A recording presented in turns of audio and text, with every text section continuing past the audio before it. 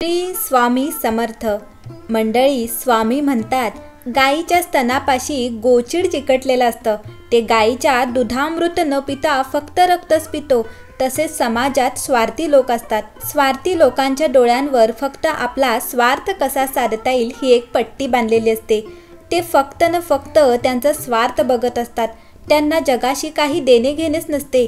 लोक काय म्हणतील याच्याशी पण काही देणे घेणे नसते. ते कुठेही गेले तरी त्यांच्या डोक्यात फक्त फायदा कसा होईल एवढंच असतं.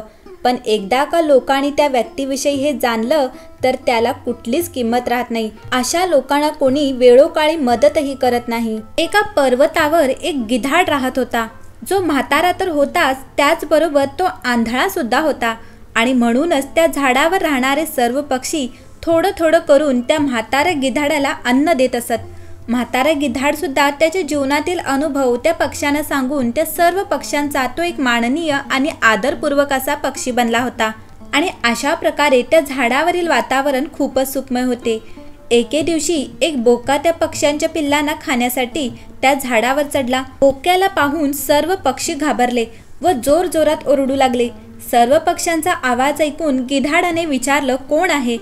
गिधाडाचा आवाज ऐकून तो बोका घाबरला. तो विचार करू लागला, मी लालसेपोटी हे कुठे आलो हो? इथे तर हा मोठा भयंकर गिधाड आहे. याच्या समोर माझे प्राण बिलकुल टिकणार नाहीत. जर याला समजले की मी इथे पक्ष्यांची पिल्ले खाण्यासाठी आलो हो तर मग हा गिधाड मला सोडणार नाही.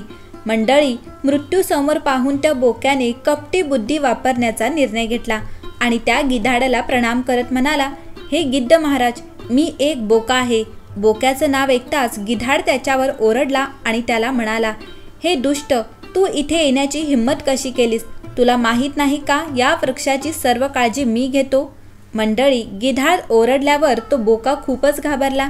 त्याने ताबडतोब त्याच्या कपट बुद्धीचा वापर केला आणि एकदम तो गिधाडाच्या चरणात पडला आणि म्हणाला, महाराज, माझं म्हणणं ऐकून तर घ्या आणि त्यानंतर जर तुम्हाला वाटत असेल की तुम्ही मला मारावं तर तुम्ही खुशाल मला मारू शकता.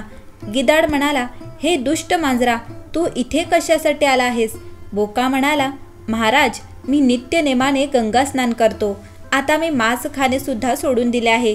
मी माझ्या इंद्रियांवर पूर्णपणे ताबा मिळवला आहे आणि मी ब्रह्मचर्य व्रताचे पालन देखील करतो. मी अनेक पक्ष्यांकडून तुमच्याबद्दल खूप कौतुक ऐकले आहे आणि मी तुमच्याकडे धर्माच्या 4 गोष्टी ऐकण्यासाठी आलो आहे. महाराज, मी तुमचा सेवक आहे. श्रद्धा भावनेने मी तुमच्याजवळ आलो आहे आणि म्हणूनच तुम्ही तुमची कृपा माझ्यावर ठेवा. गिधाड म्हणाला, हे बोक्या, तू तर मांसभक्षी आहेस आणि या झाडावर पक्ष्यांची छोटी छोटी पिल्लं राहतात. मी त्या सर्व पिल्लांचे रक्षण करतो आणि म्हणूनच तू इथून निघून जा. तुझ्यात आणि माझ्यात मैत्री होऊ शकत नाही. असं म्हणतात की ज्याचं कपटी वागणं आपल्याला माहीत आहे त्याच्यासोबत मैत्री करणे हे नेहमीच धोकादायक असते. बोक्याने गिधाडाला विश्वास देण्यासाठी सांगितलं, महाराज, मी धर्माच्या माणसांकडून ऐकलं आहे की अहिंसा सर्वात मोठा धर्म आहे आणि म्हणूनच मी मांसभक्षण करणे सोडून दिले आहे. फक्त फळं खाऊनच माझा उदरनिर्वाह करत असतो. आज मला तुमचे दर्शन झाले त्यामुळे माझे जीवन धन्य झाले. कारण सत्पुरुषांचं दर्शन खूपच नशिबाने मिळतो. कृपया तुम्ही मला तुमच्या चरणामध्ये राहण्याची जागा द्या. मंडळी, अशा प्रकारे त्या बोक्याच्या गोड गोड बोलण्यावर गिधाडाने विश्वास ठेवला आणि त्याला त्याचा मित्र बनवला आणि त्याच दिवसापासून तो बोका त्याच झाडावर राहू लागला. काही दिवस असेच निघून गेले व त्यानंतर बोका गिधाडाचा खूपच जास्त विश्वासू बनला. इकडे पक्ष्यांची पिल्ले पाहून बोक्याच्या तोंडामध्ये पाणी सुटत होतं.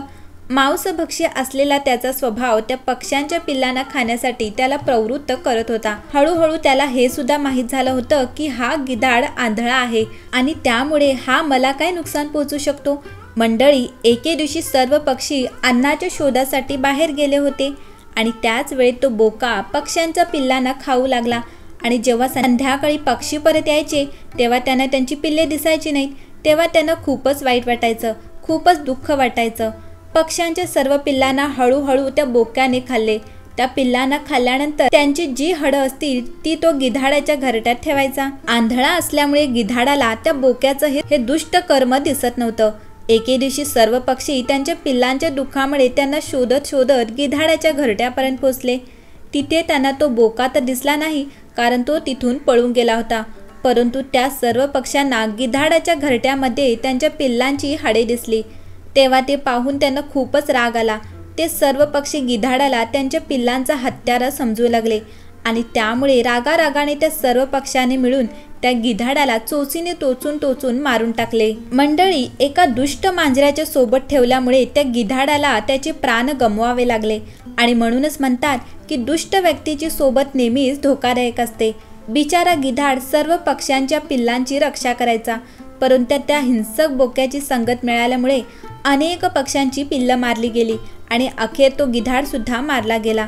असं म्हणतात की जो मंदबुद्धी असतो, जो मित्राच्या मनातील वाईट भाव न समजून घेताच त्याच्यासोबत मित्रता करतो, तर अशा वेळी त्याचा नेहमीच घात होत असतो। नेहमीच कोणावरही प्रमाणापेक्षा जास्त विश्वास ठेवू नये। पत्नी, पुत्र, भाऊ किंवा सल्लागार कोणाचाही प्रमाणापेक्षा जास्त विश्वास ठेवू नये, कारण सर्वांचं धन, स्त्री आणि राज्याचा लोभ असतो आणि जरी कोणी विश्वासपात्र असेल तरी तो जो काही कार्य करत असेल तर त्याच्यावर गुपचूप लक्ष ठेवायला हवे। असे म्हणतात की मूर्खांना समजावून सांगणे म्हणजे आपल्याच क्रोधाला वाढवणे आहे। सापानं दूध पाजणे म्हणजे विषाला वाढवणे आहे, त्याचा अमृत होत नाही। नीच माणसांसोबत जवळीकपणा नेहमीच संकट वाढवत असतात। विद्वान पुरुष म्हणतात, जे पापी दुष्ट माणसांचा त्याग न करता त्यांच्यासोबत राहतात अशा सज्जन पुरुषाला सुद्धा त्यांच्यासोबत दंड प्राप्त होतो। ज्याप्रमाणे सुक्यासोबत ओले जाते, त्याचप्रमाणे सज्जन पुरुषांना देखील दुष्ट माणसांच्या सोबत कठीण दंड भोगावे लागतात। मंडळी, प्रत्येक वेळी स्वतःचा फायदा बघून व्यवहार करणारे स्वार्थी असतात। हे कितीही खरे असले तरी हीच लोक एक ना एक दिवस स्वतःच फसतात व स्वार्थाने कमवलेलं एकदाच घालवतात। हे माहिती करून घ्या। यांचं वागणं ठराविक काळापर्यंत थांबलं नाही तर हे लोक स्वतःच अडकतात आणि चोरावर मोर म्हणतात ते इथं पुढे येतात। त्यामुळे स्वार्थ किती करावा यालाही मर्यादा असाव्यात। सगळेच दिवस सारखे नसतात, एक तरी दिवस स्वार्थाला संपवणारा उगवतो। हे स्वार्थी लोकांनी कायम ध्यानात ठेवावे लागते, तेव्हा प्रत्येक वेळी फायदा बघणारे एके दिवशी स्वतःचा तोटा करतात असे अनुभव पाहायला मिळतात। हे ध्यानात घ्या, निरीक्षण करा। मंडळी, स्वार्थी लोक हुशार नसतात, फक्त तसा आव हाणतात व समोरच्याला दिशाभूल करून फसवतात। त्यामुळे त्यांना कुणाला वाटत असेल की स्वार्थी लोक हुशार आहेत तर ते पहिलं डोक्यातून काढा व स्वतःला या लोकांच्या बुद्धीची चाचणी घ्या, म्हणजे कळेल यांना फक्त स्वार्थ कळतो, व्यवहार ज्ञान शून्य असते। मंडळी, स्वार्थी माणूस ज्यावेळी नमस्कार करतो त्यावेळी सावध झालं पाहिजे। या स्वार्थी दुनियेत कोणीच कोणाचं नसतं आणि न पारखता जोडलेलं नातं एक दिवस धोका जरूर देतं। जे आपल्याबरोबर वाईट वागतात त्यांच्याबरोबर ना चांगलं राहिलं पाहिजे ना वाईट राहिलं पाहिजे, कारण जर आपण त्यांच्या बरोबर चांगलं राहिलो तर त्या आपल्याला विकून खातील आणि जर वाईट राहिलो तर त्यांच्यात आणि आपल्यात फरक काय, तर अशा व्यक्तींपासून आपण नेहमी दूर राहिलं पाहिजे। तुम्ही एखाद्याशी कितीही प्रामाणिक राहा, पण त्यांच्या मनात स्वार्थ आहे तो एक दिवस बदलणारच।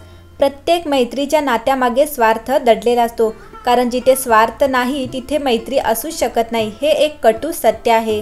लोकांचा एक गुणधर्मच बनला आहे, जोपर्यंत स्वार्थ आहे तोपर्यंत साथ आहे।